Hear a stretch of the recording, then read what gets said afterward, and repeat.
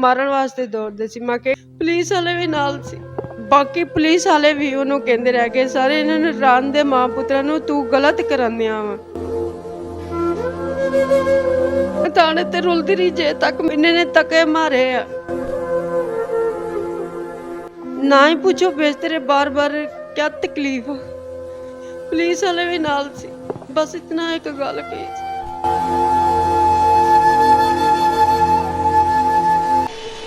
बिस्मिल्लाहिर्रहमानिर्रहीम, अस्सलामु अलैकुम नाज़रीन, मैं आपका मेज़बान हमजा हसन और आप देख रहे हैं एट द पॉइंट। नाज़रीन, इस वक्त मौजूद हूँ ज़िला फैसलाबाद की तहसील जड़ावाला की एक थाने की हदूद जो कि बलोचनी थाना है, इस हदूद में जहाँ पे हम एक माँ की पुकार, वो माँ जिसके तड़पते हुए अल्फाज पुकार रहे थे कि आप आएँ, हमें इंसाफ नहीं मिल रहा, वो माँ जिसकी आवाज़ में वो दम था कि वो इंसाफ लेना चाहती थी मगर इंसाफ फ्राहम करने वाले इदारे जो हैं वो उनको टॉर्चर कर रहे थे, उन्हें तंग कर रहे थे और इतनी माइल्डली तौर पे टॉर्चर थी। और ये वाक़या जो है उसके बेटे का है जिसकी उम्र तकरीबन 15 साल है और 15 साल के बच्चे के साथ 5 लोगों ने सरेआम ज़्यादती की। और ये फैसलाबाद का ये तीसरा बड़ा वाक़या एक महीने में और एक वीक में जड़ावाला की तहसील जड़ावाला की ये दूसरा बड़ा वाक़या है। कभी नन्ही 10 साल की बच्ची को घर से अगवा करके उसके साथ ज़्यादती की जाती है, कभी घास लेने जाने वाली बच्ची को उठा लिया जाता है, उसके साथ ज़्यादती की जाती है और उन्हें इंसाफ नहीं मिलता। ये यतीम बच्चा जिसकी माँ एक फैक्ट्री में काम करती है, दिन रात अपने बच्चों का पेट पालने के लिए काम करती है, उस माँ के बेटे को, उस यतीम बच्चे को, उस बेवा औरत के बेटे को नौकरी का झांसा देकर ले जाया जाता है और उनके साथ ज़्यादती की जाती है। इस केस के तमाम तर हक़ाइक़ आपके सामने रखेंगे। एक ऐसा वाक़या जो दिल दहला देने वाला वाक़या है। ये सारा हक़ाइक़ जो है ना वो आपको हम आपकी सामने रखेंगे। आए चलते हैं उस इलाके की तरफ। नाज़रीन, एक यतीम बच्चे के साथ 5 लोगों ने ज़्यादती की और बेवा औरत, एक बेवा औरत के साथ जुल्म किया पुलिस थाने में। क्या निज़ाम है पुलिस का, किस तरीके से पुलिस इनके साथ ताउन कर रही है, इस केस को किस नज़र से देख रही हैं, माँ से जानते हैं। अस्सलाम वालेकुम। वालेकुम सलाम। क्या नाम है आपका? शाजिया बीबी। अच्छा, मुझे आप ये एक बात बताएं कि आपके बेटे के साथ जो है वो जुल्म किया गया, ज़्यादती की गई, आपको ये पता कैसे चला, किस वक्त पता चला? जब मैं ड्यूटी पे आई उस टाइम पता चला सी कि ड्यूटी करती हैं, काम क्या करती हैं आप? हौदरी में काम कर सी खुरना। नाज़रीन, सवाल ये उठता है इस कौम से कि एक बेवा जो अपने बच्चों का पेट पालने के लिए फैक्ट्रियों में काम करती है, दर बदर धक्के खाती है, दिन रात वहाँ पे जलील होती है और वो चंद पैसे कमा के लेके आती है, और उसके बेटा जो माँ का सहारा बनना चाहता है, जो घर के अखराजात को मैनेज करने के लिए, भूख को मिटाने के लिए काम करना चाहता है, और उसको नौकरी का झांसा देकर यहाँ से ले जाया जाता है और जाने के बाद उसको ज़्यादती की जाती है। और ज़्यादती करने के बाद हमारे जो इदारे हैं माशाल्लाह, जो कि पुलिस और इंसाफ फ्राहम करने वाले इदारे हैं, ना कि गरीब और उनके साथ खड़े हों जिनके साथ जुल्म हुआ है, बल्कि वो जालिम के साथ खड़े हो जाते हैं। पुलिस का क्या रवैया है, कैसे इनको पता चला, सारा आप देखिएगा, सुनिएगा माँ की ज़ुबानी। अच्छा, मुझे बताएं, जब आप पता कैसे चला जब आप इधर आपके बेटे के साथ ज़्यादती हुई है? जब मैं ड्यूटी तो आती है पता चलता, फिर थाने चली जानी है। इन्हें को आदियाँ कि पहले इन्हें को जानी है कि मेरे मुंडे नाले की किया जे, क्यों लड़ी है जे, मैनू लड़ाई का पता चलता है। तो दसिया कैसे कि लड़ाई हुई है मुंडे? हाँ, कि मार पीट हुई है, मैनू तो नहीं सी पता क्या माजरा है। फिर मैं जब थाने लैके जानी है, मेरी नहीं सुनते, नहीं की गल करते, थाने जदों जानी है मुंडा जदों बयान करदा वा, बयान दरखास्त लिखो रहे हो, दरखास्त लिखांदा, जदों बयान करदा कुछ मामला कुछ होर हुंदा वा कि मैनू बाहर बिठाया जाता वा कि माँ तू बाहर चली जा। माँ की कंडीशन जो है ये सोच के भी ना उनको तकलीफ होने लग जाती है। ये माँ है, इसको माँ कहते हैं, जिसकी दुआ से अर्श वाला भी जो सुन लेता है और जिसकी बद दुआ से अर्श भी कामता है, ये वो माँ है। और इसके साथ, इस माँ के साथ जो थाने में हरकतें की गई हैं, जिस तरह से इसको तकलीफ़ और टॉर्चर किया गया, ये काबिल अफसोस है। और ये काबिल मज़म्मत भी है। अच्छा मुझे बताएं, जब आपको दरख्वास्त लिख दी गई, दरख्वास्त के बाद एफआईआर में कोई प्रॉब्लम आई, कोई पुलिस का ताउन किस तरीके से था आपके साथ? ਦਰਖਾਸਤ ਲਿਖ ਦੀ ਗਈ ਰਾਤ ਦੇ 10 ਵਜੇ ਤੱਕ ਅਸੀਂ ਉੱਥੇ ਧੱਕਾ ਖਾਂਦੇ ਰਹੇ, ਲਿਖੀ ਚ ਗਈ ਸੁਣੀ ਚ ਗਈ, ਫਿਰ ਉੱਥੋਂ ਜਰਾ ਆਵਣ ਕਿਤੇ ਕੋਈ ਨਹੀਂ ਆਇਆ, मतलब कि उस बंदे ਨੂੰ ਪਕੜਨ ਵਾਸਤੇ ਕੋਈ ਵੀ ਨਹੀਂ ਆਇਆ? ਕੋਈ ਵੀ ਨਹੀਂ ਆਇਆ ਨਾਲ ਸਾਡੇ। ਫਿਰ ਸੁਬਾਹ ਮੈਂ ਉਹ ਦਿਨ ਆਏ ਤੇ ਕਿ ਮੇਰੇ ਕੋ ਆਦੇ ਗੱਲ ਕਰਦੇ ਕੱਟ ਹੋ ਗਿਆ, ਨਹੀਂ ਕਿਸੇ ਨੇ ਸੁਣੀ, ਉਧਰੋਂ ਵੀ ਕੋਈ ਨਹੀਂ ਆਇਆ।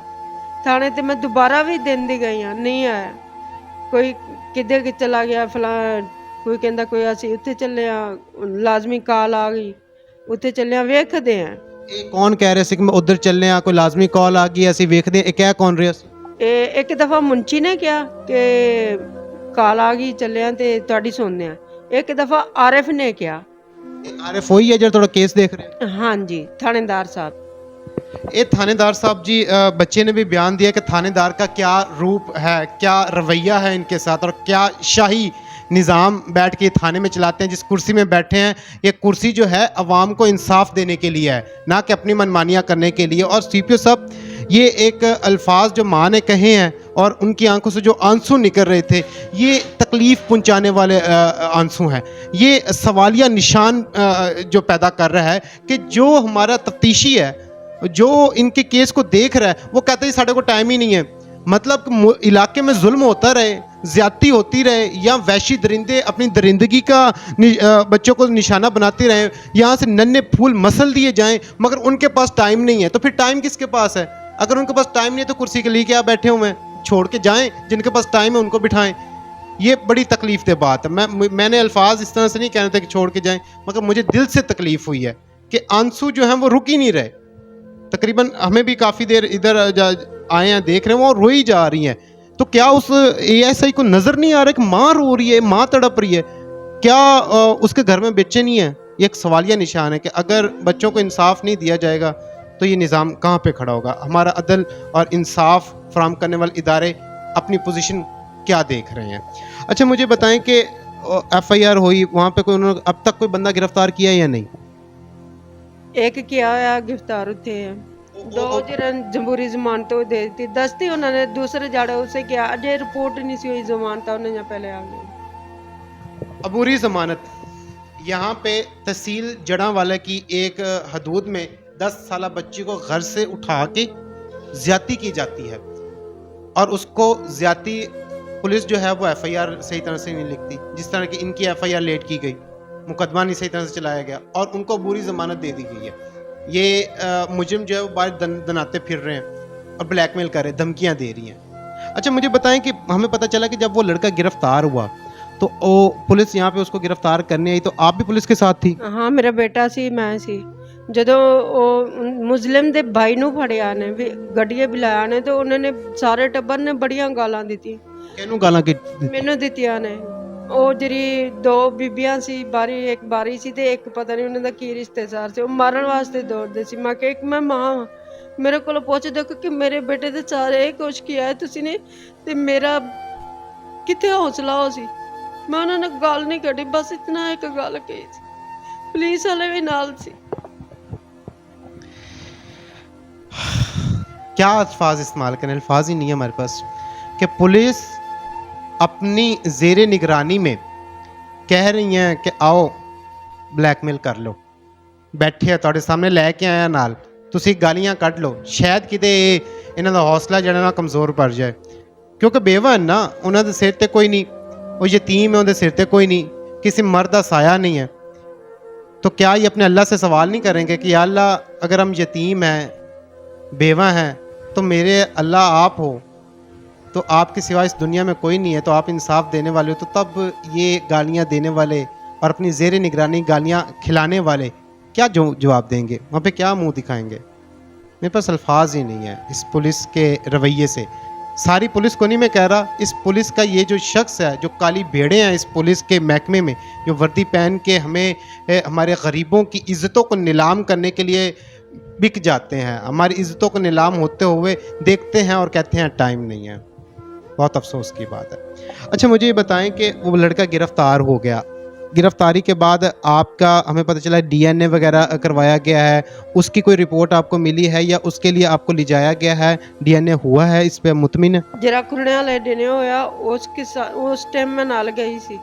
ਉਹਦੀ ਕੋਈ ਰਿਪੋਰਟ ਮੈਨੂੰ ਨਹੀਂ ਦਿੱਤੀ, ਮੈਂ ਮੰਗੀ ਵੀ ਹੈ ਸਰ ਮੈਨੂੰ ਇੰਦੀ ਇੱਕ ਰਿਪੋਰਟ ਦੇ ਦਿਓ, ਕਹਿੰਦਾ ਹਾਂ ਨਕਲਾਂ ਕਰਾ ਲਓ। मगर सानू पता चले लाहौर भी टीम गई है। ਜਦੋਂ ਲਾਹੌਰ ਗਈ ਹੈ ਨਾ ਹੀ ਪੁੱਛੋ ਬੇਸ ਤੇਰੇ ਬਾਰ-ਬਾਰ क्या तकलीफ इन्होंने तके मारे आ। धक्के कैनू मारे आ? हौसले ने दसो, कोई मसला नहीं है, कोई नहीं। माँ से बात नहीं की जा रही, सीपीओ साहब, माँ से बात नहीं की जा रही। इस तरह से जलील किया है, इस तरह से माइंडली टॉर्चर किया गया है कि इंसाफ के लिए वो खड़े ना हो सके। मैं ये हम पूछना तो नहीं चाहते क्योंकि जिस तकलीफ़ से हैं हम इसको पूछेंगे इसलिए ताकि पता चले आपको कि क्या जुल्म कर रहे हैं आपके थाने में बैठे हुए ऐसे ही।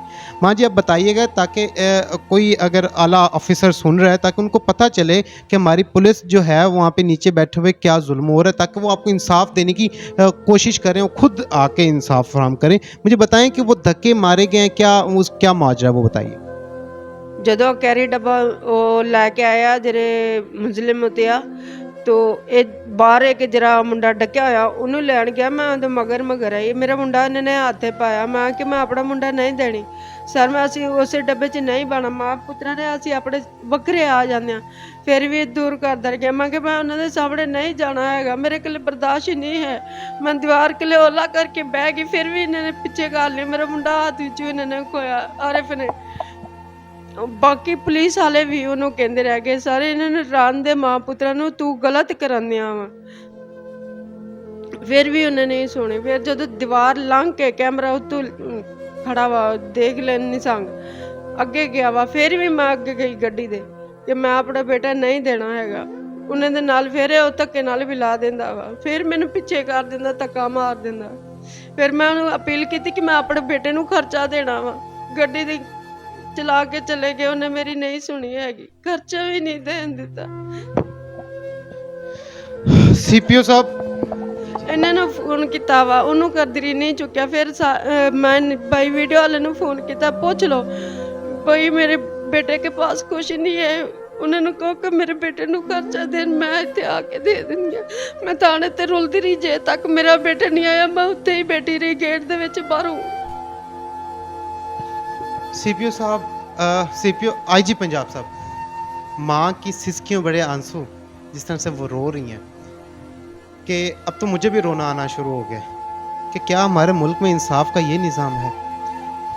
एक माँ को जिसका उसका बेटा जो आंखों का तारा है, जिसकी आंखों की ठंडक है, वो माँ जिसके साथ जुल्म किया गया है, जिसके साथ ज्यादती की गई है, उसको उसके दूर ले जाया जा रहा है और ज़बरदस्ती ले जाया जा रहा है। माँ के अल्फाज कहे हैं कि ऊपर कैमरा भी लगा हुआ था। ये तो हम जानते हैं कि जब इस तरह के मामलात हों तो कैमरे अक्सर ख़राब होते हैं या बंद हो जाते हैं, मगर पुलिस वाले, साथी पुलिस वाले जो उनके अंडर थे वो रोकते रहे कि सर जी आप ऐसा ना करें, मगर उसने ज़ोर ज़बरदस्ती की, ज्यादती की। सबसे बड़ी बात कि इस माँ को वहाँ से धक्के मारे गए और साथ नहीं ले जाया गया, और अकेले उस शख्स को लेके गए जो छोटा बच्चा था, जिसके साथ ज्यादती हुई, जिसको समझ ही नहीं थी। मुझे अब ये बताएं कि उस कैरी डब्बे में कौन कौन मौजूद था, और वो कैरी डब्बा जो था वो आप कह रहे हैं कि जो जिन लोगों ने जुल्म किया, ज्यादती की है, वो शख्स लेके हैं? हाँ जी, वही लेके आए हैं। उस कैरी डब्बे च कौन कौन गया उथे डीएनए करवाने? तीन वो सीगे, दो उन्हें दे वारिस सीगे ते एक आरएफ सी, एक ड्राइवर सी। मुझे एक सवालिया निशान फिर मैं पुलिस पे खड़ा करता हूँ कि डीएनए करवाई जा रहा है, डीएनए के लिए यहाँ से लाहौर जाया जा रहा है, और जो मुजरिम है जिनके नाम पे एफआईआर हुई है उनके वालिद साहब भी जा रहे हैं, वो 3 मुजरिम भी जा रहे हैं, और कैरी डब्बा भी वो लेके आ रहे हैं। और उसी कैरी डब्बे में, जिस कैरी डब्बे में इस माँ को नहीं बिठाया गया, धक्के मारा गया और इसके साथ आगे से हटा दिया गया, बेटे को मिलने नहीं दिया और बेटे को ज़बरदस्ती उस कैरी डब्बे में बिठाया गया। माँ कह रही है कि मुझे इनके सामने ना लेके जाया करो, मगर बार बार उनके सामने ले जाया गया ताकि ये माइंडली टॉर्चर हो। वीडियो में भी आप देखिएगा, अगर गौर से पता चले कि माँ बात करते करते माइंडली तौर पर रुक जाती हैं, कि उनको शायद वो फील हो रहा हो, ये याद हो रहा हो कि किस तरीके से उनके बच्चे के साथ जो ज्यादती की गई है, और किस तरीके से इंसाफ फराहम करने वाला इदारे में बैठा एक शख्स जो वर्दी में, एक काली भेड़िया उसको कह लें, जो इंसाफ नहीं दे पाया और इसके साथ जुल्म किया। ये ऐसा क्यों होता है कि जो जुल्म करता है, ज्यादती करता है, उनकी बात सुनी जाती है, उनको प्रोटोकॉल दिया जाता है, उनको जीसर किया जाता है, और जो बेचारों के साथ जुल्म होता है, ज्यादती होती है, वो जब इंसाफ लेने के लिए जाते हैं तो उनको दर बदर धक्के खाने पड़ते हैं। वो कभी इस दर पे जलील हो रहे थे, कभी उस दर पे जलील होते हैं, कभी कहाँ रो के फरियाद कर रहे हैं, कभी कहाँ रो के फरियाद कर रहे हैं। माँ जी से इतनी बात नहीं हो रही और हम ज़्यादा उनको तकलीफ भी नहीं पहुंचाना चाहते। एक दो सवाल के बाद एंड करते हैं। मुझे अब माँ जी बताइएगा कि जो बिहेवियर इस वक्त पुलिस ने आपके साथ रखा है, आपको क्या लगता है कि ये पुलिस आपको इंसाफ फराहम करेगी? इंसाफ मिल सकता है आपको यहाँ से? नहीं, इस शख्स से बिल्कुल नहीं। आरिफ बिल्कुल इंसाफ दे लेके भी नहीं हैगा, मेरा मानना यही है। आईजी पंजाब साहब, माँ का कहना कि हमें इंसाफ नहीं मिल रहा, ये यकीन क्यों उठ गया है? हम तो बड़े खुश थे कि पुलिस महकमे में एक ऐसा आईजी पंजाब आया जिस पे पूरा पाकिस्तान जो है वो फख्र करता है कि वो शख्स जिसके आने से 75 साल पुराने केस ऑन हुआ और उनको उम्मीदें हैं कि हमें इंसाफ मिलेगा, उसी हदूद में माँ कह रही है कि मुझे इंसाफ नहीं मिलेगा। आईजी पंजाब साहब, ये जो बेयकीनी है, जिस तरह से आप ये ख़त्म करना चाहते थे, हमें नहीं लगती कि ये काले भेड़िए ख़त्म होने दे रहे हैं। जो एतमाद अवाम और पुलिस का आप बढ़ाना चाहते हैं, हमें नहीं लगता कि वो प्यार मोहब्बत पुलिस और अवाम में है। अजी पंजाब साहब, माँ जी से ज़्यादा बात नहीं करेंगे, उनसे नहीं हो रही। हम आपसे रिक्वेस्ट करते हैं कि बराए मेहरबानी CPO साहब से, RPO साहब से, DPO साहब से और चीफ जस्टिस ऑफ पाकिस्तान से, हर उस शख्स से जो इस वाक़े को देख के इसका नोटिस ले सकता है और इनको इंसाफ पहुंचा सकता है, उनसे रिक्वेस्ट करते हैं कि बराए मेहरबानी नोटिस लें और इंसाफ करें और कड़ी से कड़ी सज़ा दें और ऐसी इबरतनाक सज़ा दें, शरेआम सज़ा दें, ताकि देखने वाले लोगों को पता चले कि इस मामले में सज़ा कैसी होती है, ताकि कभी भी कोई ऐसा शख्स इस तरह हरकत करने के बारे में सोचे भी ना।